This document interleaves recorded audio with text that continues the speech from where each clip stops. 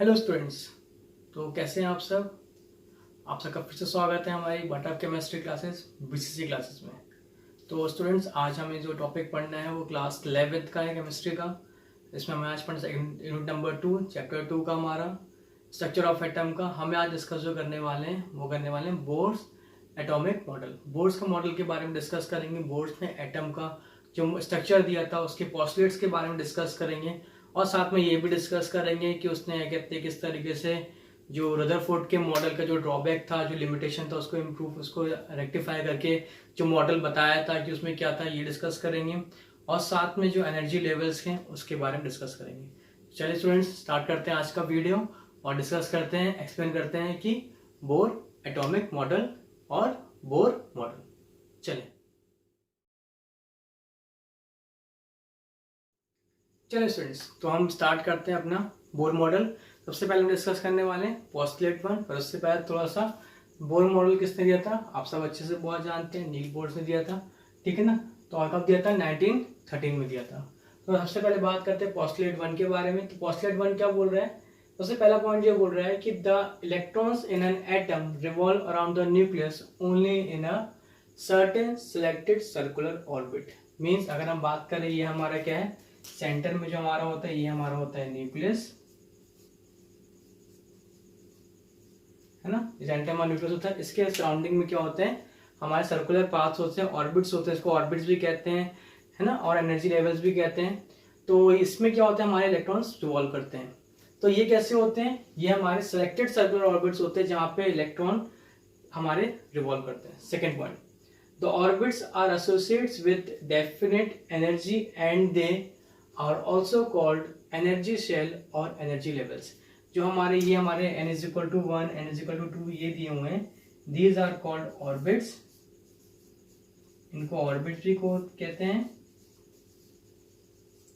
Energy levels भी कहते हैं, है ना, और शेल्स भी कहते हैं। तो ऐसा क्यों बोलते हैं, why this are called definite energy levels. तो ऐसा क्यों बोलते हैं, क्योंकि इनके पास एक डेफिनेट एनर्जी होती है। क्लियर, ये कभी भी चेंज नहीं होती, हर एक ऑर्बिट्स की एक एनर्जी होती है और ये एनर्जी कैसे वेरी करती है अभी डिस्कस करते हैं। Third point, these fixed circular path और orbits are in stationary states और कांस्टेंट एनर्जी। अगर बात करें स्टेशनरी स्टेट्स, मतलब कि ये फिक्स होते हैं, अभी हमने डिस्कस कभी बोला है ना, मतलब हर एक के पास एक एनर्जी जो होती है वो फिक्स होती है। क्लियर। और अगर थोड़ा सा बात करें अपन यहाँ पे कि अगर n = 1, हमने क्या किया, हर एक ऑर्बिट का नंबर दे दिया, 1 2 3 4 इस तरीके से नंबर दिया, और सर न्यूक्लियस के सबसे जो पास होगा ऑर्बिट उसको n = 1 बोलेंगे। और इन्हीं के साथ इन्होंने क्या किया, इनके नेम भी रख दिए। सबसे पहले वाले का नाम K, फिर n = 2 का नाम L, एंड n = 3 का नाम M, एंड n = 4 का नाम N, एंड सो ऑन। ठीक है। तो यहीं पे अगर बात करें एनर्जी की भी, तो एनर्जी भी क्या होगी, ऑर्बिट्स की एनर्जी भी अगर आप न्यूक्लियस से अगर मूव करेंगे, है ना, आउटवर्ड्स तरफ मूव करेंगे, ऑर्बिट तरफ मूव करेंगे, कि न्यूक्लियस से अगर दूर जाते हैं तो एनर्जी ऑफ दी शेल्स और ऑर्बिट भी क्या होगी, इंक्रीज होगी। एनर्जी ऑफ दी ऑर्बिट्स क्या होगी, इंक्रीज होगी। क्लियर। मीन्स जितना ज्यादा न्यूक्लियस के पास होगा उतनी ही कम एनर्जी होगी, तो जितना ज्यादा न्यूक्लियस से दूर होगा ऑर्बिट उतनी ही ज्यादा एनर्जी होगी। Next, the n = 1 orbit is also known as the ground state. अब इन्होंने क्या बोला, जो फर्स्ट ऑर्बिट है उसका एक और नाम इन्होंने बोल दिया था कि इसको हम ग्राउंड स्टेट मानेंगे, कि मतलब ग्राउंड स्टेट मतलब कि इनिशियली हमारा इलेक्ट्रॉन वहां पे होगा। अब यहाँ पे एक चीज हमारा रदरफोर्ड ने सबसे पहले क्या किया, इसमें नील बोर ने हमारा एक ड्रॉबैक इधर पे रिमूव किया रदरफोर्ड का। रदरफोर्ड के अकॉर्डिंग क्या था कि ऑर्बिट एक सर्कुलर पाथ में रिवॉल्व करते करते किसके पास आता है, इलेक्ट्रॉन के पास आके उससे कोलैप्स हो जाता है। ठीक है। पर नील बोर ने ये चीज यहाँ पे क्लियर कर दी कि ऐसा बिल्कुल कुछ भी नहीं है। न्यूक्लियस के सराउंडिंग में इलेक्ट्रॉन रिमूव करता रहता है और हमेशा रिमूव करता रहेगा। ये अपनी स्टेट कभी भी चेंज नहीं करता, क्योंकि जब तक उसको एनर्जी बाहर से नहीं मिलेगी या इलेक्ट्रॉन के पास एक्स्ट्रा एनर्जी नहीं आएगी तब तक वो अपना ऑर्बिट वहां से छोड़ेगा नहीं, है ना। मींस अगर देखा जाए तो इलेक्ट्रॉन हमारा यहीं पे रिवॉल्व करता रहेगा, फिक्स ऑर्बिट में ही रिवॉल्व करता रहेगा। तो ये हमारा क्या था, फर्स्ट पोस्टुलेट था, जिसमें उन्होंने क्या बताया कि न्यूक्लियस के सराउंडिंग में इलेक्ट्रॉन सर्कुलर पाथ में रिवॉल्व करते रहते हैं। ठीक है। और इन सर्कुलर पाथ का नाम क्या उन्होंने दिया, ऑर्बिट्स, जिनकी एनर्जी कैसी होती है, फिक्स्ड होती है, ये कभी चेंज नहीं होती है। इसके हिसाब से हर एक इलेक्ट्रॉन अपने अपने एक एनर्जी लेवल या ऑर्बिट या एनर्जी लेवल सब शेल में क्या होता है, रिवॉल्व करता होता है। क्लियर? तो नेक्स्ट हम डिस्कस करेंगे पोस्टलेट 2। तो स्टूडेंट्स अब हम बात करें नेक्स्ट पोस्टलेट की। तो नेक्स्ट पोस्टलेट में बोर्ड ने क्या बताया, as long as the electron remain in a particular orbit it does not lose or gain energy। Means जब तक इलेक्ट्रॉन अपने ही ऑर्बिट, जिस ऑर्बिट में प्रेजेंट है और वहां पे रिवॉल्व कर रहा है, क्लियर, तो तब तक वो ना लूज करेगा ना वो गेन करेगा energy. Clear? This means that the energy of an electron in a particular orbit is remain constant. Means उसकी एनर्जी क्या है, कांस्टेंट है, वो ना कभी चेंज, ना ज्यादा होगी ना कम होगी। Clear? Next point, that's why it is called stationery state. Stationery states क्यों बोल रहे हैं, डेफिनेटली नाम से समझ में आ रहा है कि वो फिक्स्ड है, कांस्टेंट है। अब इसको थोड़ा सा और समझते हैं।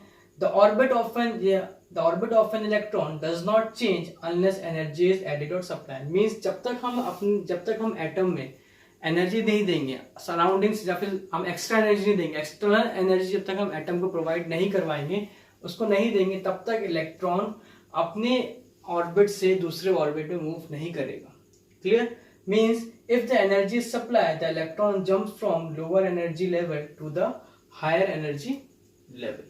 Means अगर बात करें हम यहाँ पे, सपोज हमारा इलेक्ट्रॉन अगर रिवॉल्व कर रहे हैं n=1, n=2, n=3, मीन्स अगर हमारा इलेक्ट्रॉन n=3 में प्रेजेंट है और हमने सराउंडिंग से एनर्जी दी, क्लियर, एक्स्ट्रा एनर्जी जब इसको मिलेगी इलेक्ट्रॉन को, तब वो हमारा कहाँ जाएगा, जंप करके n=4 में जंप करेगा।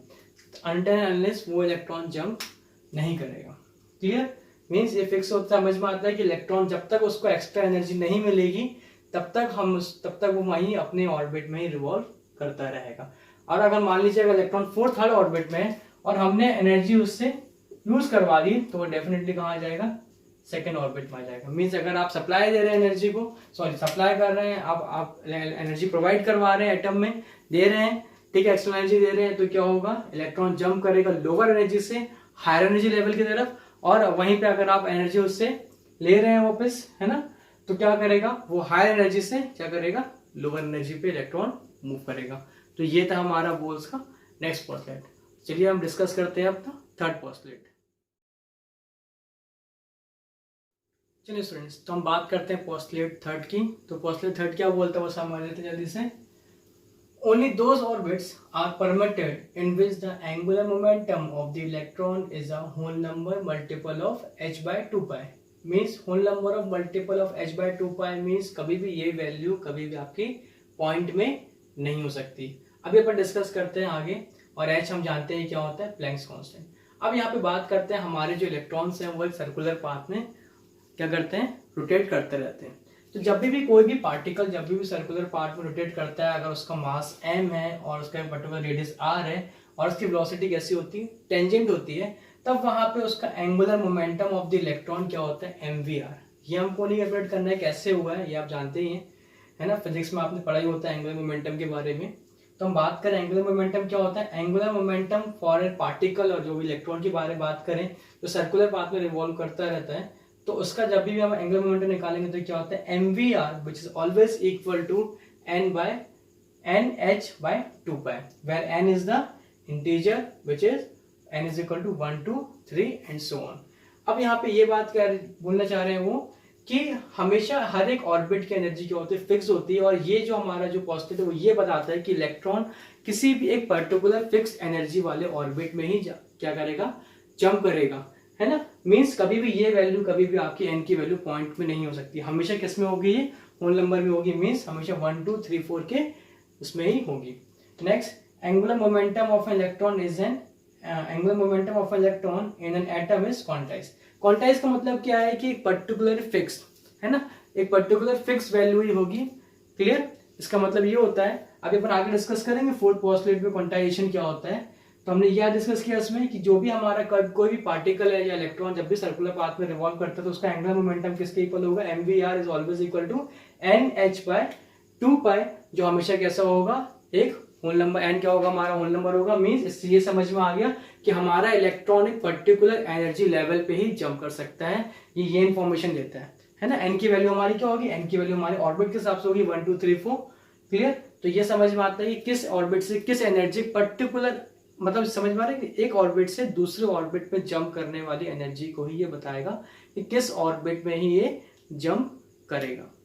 ओके, तो इसको क्या बोलेंगे, क्वांटाइज, मींस एक फिक्स वैल्यू है ना, एक फिक्स वैल्यू है। तो हम आगे डिस्कस करते हैं हमारा फोर्थ पोस्टुलेट और फाइनल पोस्टुलेट, जिससे आपको ये पूरा और अच्छे से क्लियर हो जाएगा। चलिए स्टूडेंट्स, तो हम बात करते हैं अपना फोर्थ एंड फाइनल पोस्टुलेट्स के बारे में।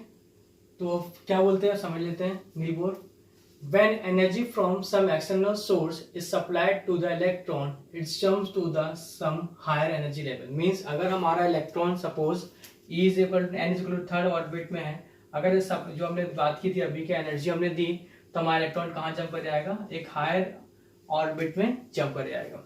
क्लियर?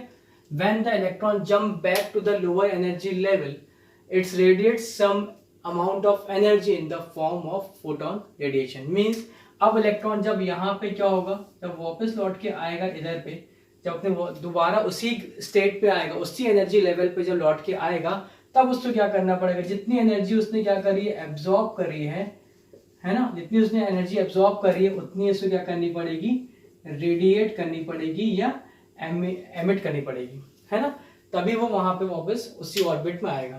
तो जब वो एमिट करेगा तो किस फॉर्म में करेगा, in the form of photon radiation.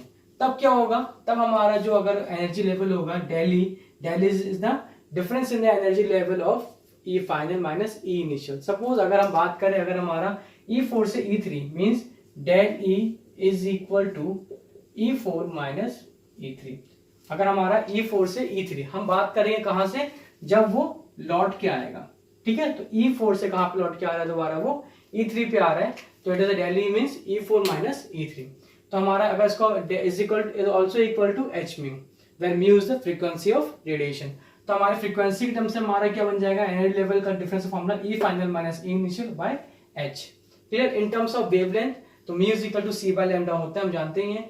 तो एच इन टर्म में रिप्लेस करें C by lambda E final minus E initial, in terms of wavelength 1 by SC E final minus E initial. Clear? तो ये हमारा क्या होता है, ये हमारा पोस्टुलेट हमको क्या बताता है कि एनर्जी हमारे अभी इलेक्ट्रॉन किसी एक्सटर्नल सोर्स से उसको एनर्जी मिलती है, तो इलेक्ट्रॉन क्या करता है, जंप करके एक हायर एनर्जी लेवल की तरफ बढ़ जाता है। अब वहीं पे हम बात करें इसमें हमारा कि हमारा जो स्पेक्ट्रम में जो ऑब्जर्व किए थे कि हमारे स्पेक्ट्रम में कुछ ही लाइन क्यों मिल रही थी, है ना, तो हम यहाँ पे समझते हैं क्वांटाइजेशन। तो क्वांटाइजेशन में क्या पता है हमें, वो समझ लेते हैं। हम इसको अलग करते हैं।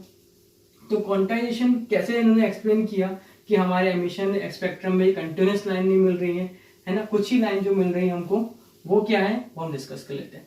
अब सपोज करते हैं हमारे पास जो एटम है, एटम में हमारे पास अलग अलग एनर्जी लेवल से n इज इक्वल टू 1 है, n इज इक्वल टू 2 है, n इज इक्वल टू 3 है, n is equal to 4 and so on. अगर n इज इक्वल टू 1 का एनर्जी लेवल E1 है, इसके लिए हमने E2 बोल दिया, इधर पे हमने E3 बोल दिए हैं, E4। तो हमने ये चीज पहले कभी भी देखा था कि ये particular energy fix value, these all are the fix value, ये कोई क्या है, these all are fix value, है ना,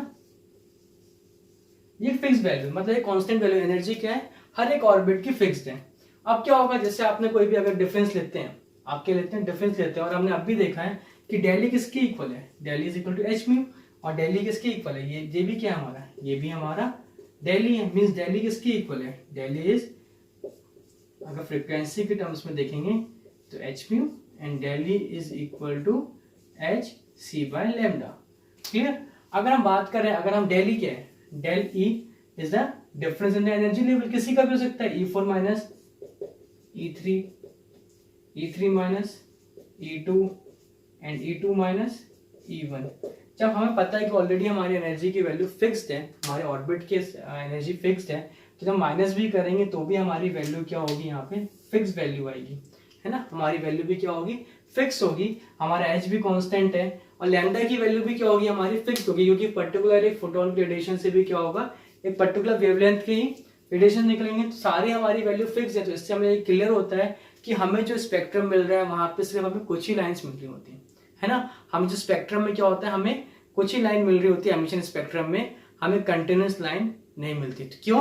क्योंकि हर एक ऑर्बिट का एनर्जी लेवल फिक्स होता है, इससे कारण क्या होता है, हमें कंटिन्यूस एमिशन नहीं मिलता। तो ये हमारा क्या एक्सप्लेन करता है, और क्वांटाइजेशन भी एक्सप्लेन करता है। आई होप आपको समझ में आया होगा फोर्थ पोस्टुलेट में कि क्वांटाइजेशन कैसे एक्सप्लेन किया उन्होंने, क्योंकि डेली भी हमारी फिक्स है और हमारा लैम्डा भी फिक्स होता है, तो ऑलमोस्ट सारी वैल्यू हमारी फिक्स होती है, तो हमें एमिशन स्पेक्ट्रम में सिर्फ कुछ ही लाइन ऑब्जर्व करने मिलती हैं, ना कि कंटिन्यूस। तो ये हमारा क्या था पोस्टुलेट 4। आई होप आपको समझ में आया होगा बोर मॉडल। तो नेक्स्ट हम डिस्कस करेंगे अगले अपने वीडियो में नेक्स्ट टॉपिक। तब तक के लिए आप बने रहें हमारे चैनल में। Thank you.